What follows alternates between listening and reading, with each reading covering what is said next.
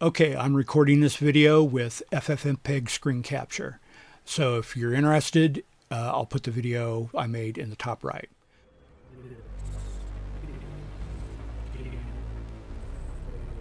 This program, or this video, is going to go through how to use batch files, a couple programs to convert your AVIs or old MP4s to a newer MP4 with an x265 new codec. Now I am saving 60% of file space by doing this, and I've saved hundreds of gigs on my network storage device by doing this. It's really successful, so I thought I'd put out a video. So to get started, these handle about 50 at a shot. So I would highlight a 50 or 20, 30, 40, 50, and then drag it right to that to get it started. Now, Windows 10 prefers this method rather than the desktop shortcut. The two programs, Media Info, download that, and FFmpeg, Windows 7 32-bit is 5.1, Windows 7 64-bit is version 6.1, and then Windows 10 and beyond, you can do the new, I think it's 7.1 or whatever it is right now. It's May of 2025. So that's as easy as you can do it. Once you get these set for like animation or whatever TV show you have, I would have a different one for each one because there's different settings for animation. Just make another one for if it's AVI, use the one with the AVI in it right here. Or if you start out with an MP4, then just use the all-in-one MP4. Make sure you label it something you recognize. I've labeled it x265 at the end.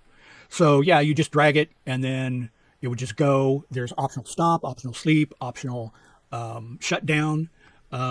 Here's a look inside the AVI to MP4. Really, you need to know a couple things. You need to change this batch file. So you'd put how many threads you want to use for your computer. Don't go over more than what you have. Your media pool, temp location, basically media temp location on your hard drive.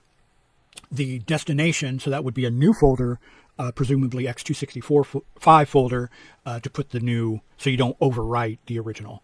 We wouldn't want you to ruin that just in case something went wrong. So one handles AVI, does a quick conversion to MP4 version 2, and then does the encoding, and then of course the animation that's already MP4, it just encodes right away. So to start out, all the resources of the batch file are here. You go to my website, it's gammaphase.ultravista.org. Go to About, Author, Batch Files, and go to Examples. And then the ones I'm talking about today are right here. Here's the Westerns, AVI to MP4, and then here's the animation all-in-one MP4. So you would just go and click on one of them, click to select below, right-click, copy, and paste that into your notepad and save it as a CMD or BAT file, and then you can go and experiment.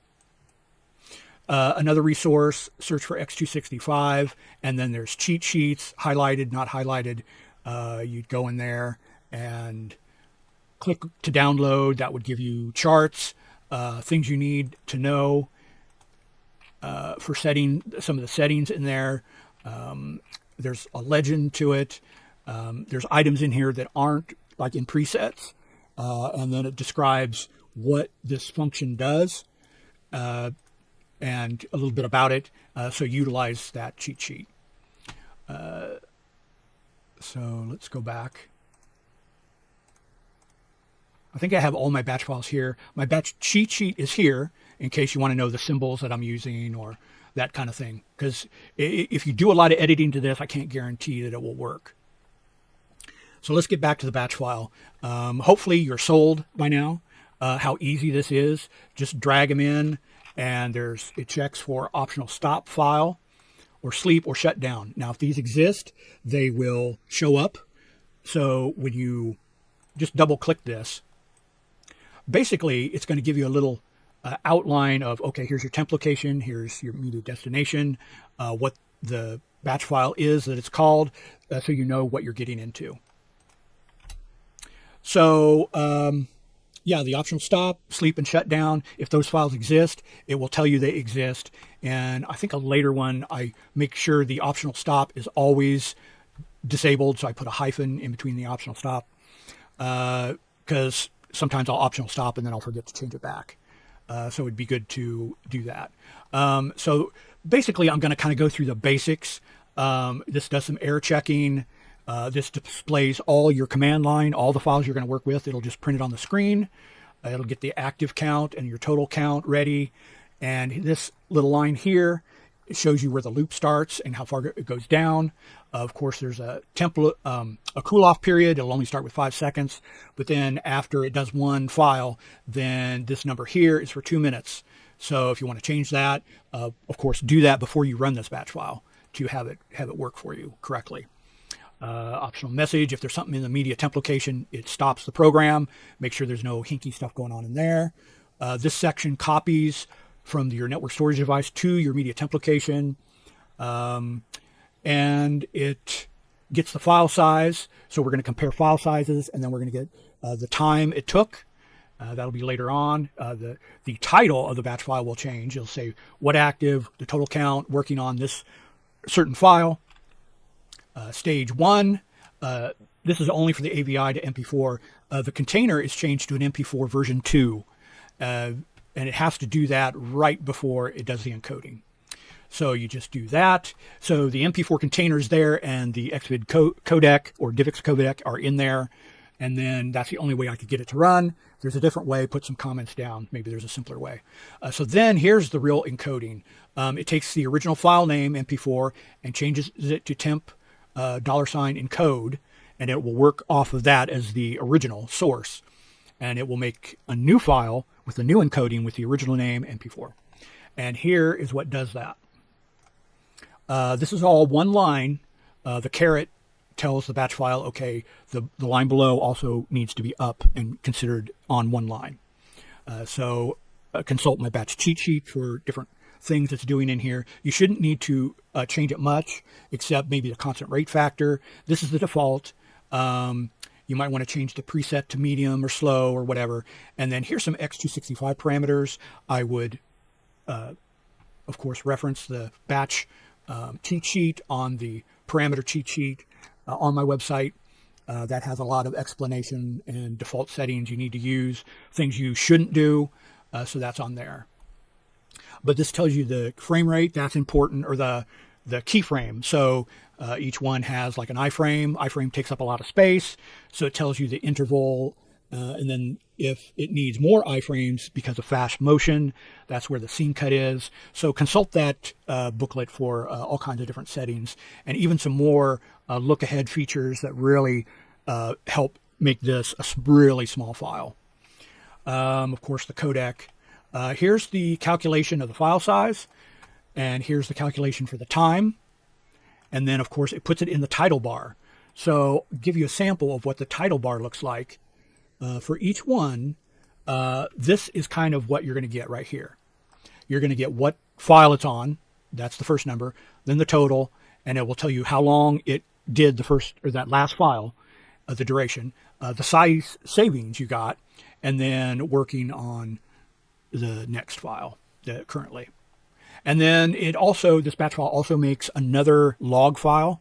So it echoes the date and then what file you're on, the duration, compression savings you got, ratio, and then it puts it into this file right here. So if you change this name, make sure the log file has the same name, except just put, instead of MP4, or I'm sorry, the CMD for the command or bat, make sure it says log. Otherwise, if you don't change this, it will make, using my naming scheme, that. And that's just to keep, or make sure that everything went properly, because on Windows 7, 32-bit, and even 64-bit, I've had this crash. Not so much on the Windows 10, seems to work fine. But that leads me to another thing. On my website, there's also a script, and it's auto hotkey command sleep. So just in case you're using Windows 7, this will run on your system tray, and it will see if your command.exe is running. If it's not, it puts it to sleep, just so your computer isn't like running endlessly.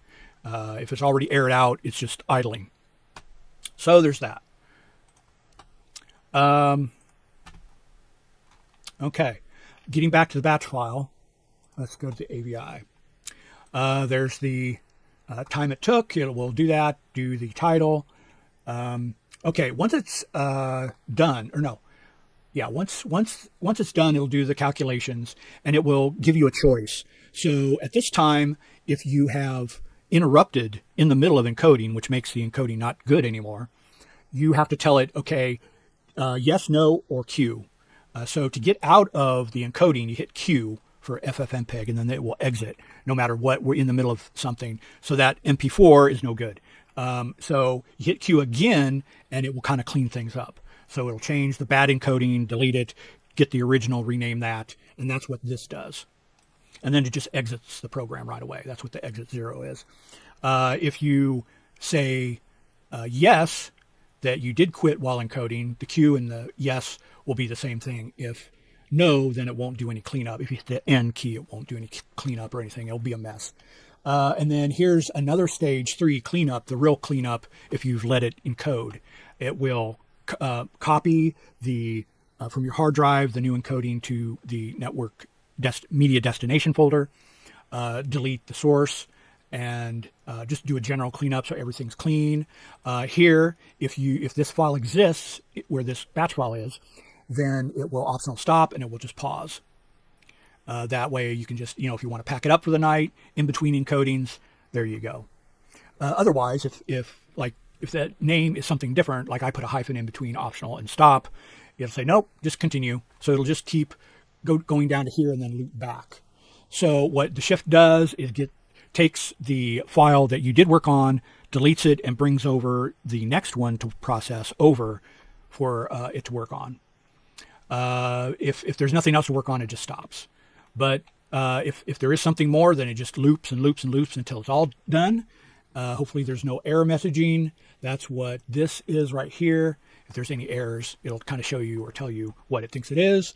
If everything's okay, you've done all your encoding, then it'll just say started and ended time. And then if you have these file exists, optional sleep or optional shutdown .temp, then it will do that if they exist. Otherwise, put a dash in between the names, and if you're not using them.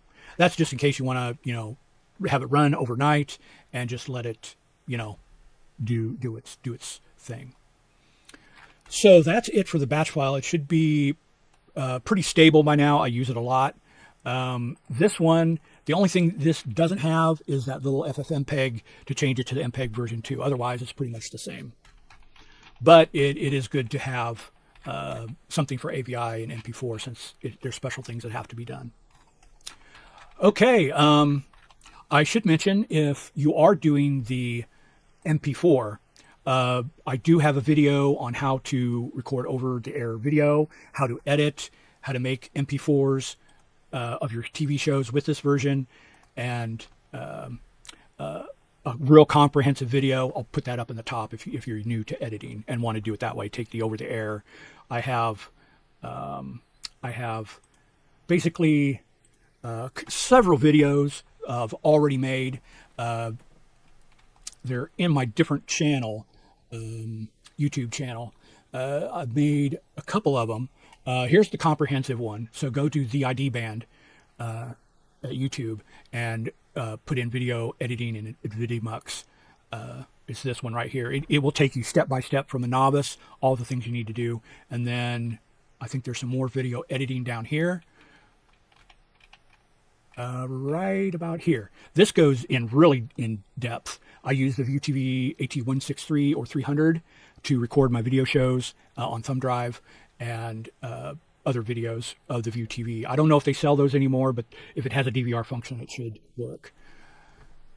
Okay, so I've done the batch file, kind of explained. Of course, this animation one is my newest one with a little, here's the, if you want to put this in the other batch file, this is where if it's named optional stop without the hyphen, then it renames it so it's not just doing one file and then stopping and you forgot to change the name. That was an annoyance. So whether you're using like the ViewTV to record your shows and then to edit, this will have a Core 120, a 2010 kind of a x264, so that would definitely need to be up to 265. You get a lot of savings. If you ripped some DVDs that you have bought and want a backup copy, or like streaming like I do, then BitRipper works. Of course, if you can get away with it, don't do Xvid right away. If you have a chance, get x264 VFW version. That will get you to x264. You might not even need to use x265, but that's just a hint if you're ripping them. Try to get the newer codec or as new as you can. Okay, that goes a long way to do the encoding. I think I've gone through everything. I've got a lot of videos on this. Media info, you can just drag, like if you have the shortcut, just drag these files onto your shortcut of media info if you want to do it that way, or the MP4s. So real quickly, I have these other batch files on there. They're a little different. The one in brackets are for like one-offs, just copying your movie to your hard drive. It doesn't really work with NAS. And then just this simple file queue, it uses, it kind of does the exact same thing, except it calls this subroutine that actually encodes. So it gives you a chance to just have several subroutines for different TV shows. That way, and let me show you, this one has the subroutine that you need to change. Otherwise, it's kind of similar, but that was a scheme I was using because I had a lot of TV shows I wanted. But usually I do it all at once. So really all I have to do, instead of having that subroutine, is I'll just go down to the like constant refactor quality, and I'll just tinker with the text in the batch file instead of making a whole subroutine. So sorry this was so long-winded, but I kind of had to get into the details of kind of what the batch file does. And this level of detail is necessary for all the things that it's doing, reaching out to this network storage device. There's just a lot of things to know. The batch file should be simple enough to just edit the little parts that you need. If you have any questions, put it in the comments. I hope this has helped. This winter project was really good. I've done all the way from Bugs Bunny down to Sylvester, Woody Woodpecker. I haven't got MGM cartoons yet, but all these just saved so much space. Basically, I would go by the date that these were created. So anything below, I know this is like a Core 120 file, and that's pretty old because most of these cartoons I do myself. So yeah, Core 120, really old, made it a good candidate to do x265. So I hope this has helped. Let me know how your project is going, and if I need to change anything, let me know. I'll keep it there. Have a great one. Keep coming back to this channel for more great videos, by the way. And I hate saying this, but be a subscriber if you find this interesting. So I thank you very much.